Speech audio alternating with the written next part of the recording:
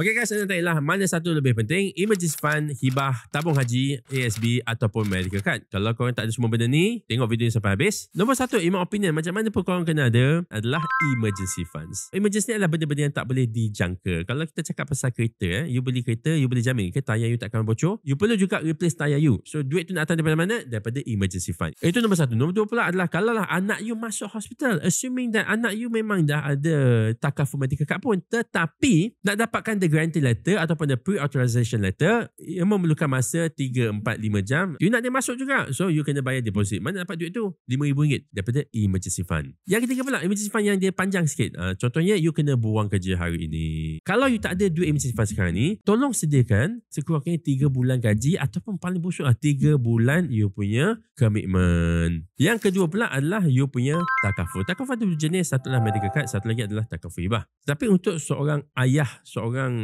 breadwinner, seorang ibu pun boleh jadi breadwinner. Untuk breadwinners kena ada takaful hibah. Sekurang-kurangnya dapatkan selama 10 tahun you punya gaji. Kalau gaji RM5,000, darat 12 bulan RM60,000, darat 10 tahun sama dengan RM600,000. Untuk orang yang berumur 30 tahun contohnya, takaful hibah RM600,000 tu boleh didapati untuk RM300 sebulan lebih kurang. Okey, nombor 3 kita cakap pasal takaful medical pula ya. Yang ini tidak terlalu penting untuk seorang breadwinner. Sebab kita yang dah besar ni, kita ada 2 benda yang kita boleh pakai sebelum kita boleh pakai medical card. Kalau assuming that you bekerja, you boleh masuk ke hospital private menggunakan takaful medical card yang kebanyakan, bukan semua tapi kebanyakan company provide untuk pekerja mereka. Kedua pula, you masih boleh pergi ke hospital kerajaan. Walaupun tak selesa tapi ia tetap ada. Ketiga, kalau you ada medical card boleh pakai. Tetapi untuk satu keluarga, in my opinion lebih baik you letak medical card tu untuk anak-anak you. Sebab anak-anak kita ni, kebanyakan family kalau dia mampu, maybe tak nak anak dia pergi masuk ke hospital kerajaan for a lot of reasons. Itu apa yang nampak. Itu pun kemampuan ada 2 jenis. Ada yang mampu dari segi aku ada harta, aku jualkan semua harta-harta aku untuk buat treatment sebanyak RM40,000. Tapi kalau dia ada medical card, RM40,000 ni boleh dibayarkan oleh medical card tersebut. Sebab itulah untuk anak-anak ya, sebab anak-anak ni kita sebagai parents, kita sanggup gadaikan banyak untuk mereka. Kalau you ada anak, you akan faham.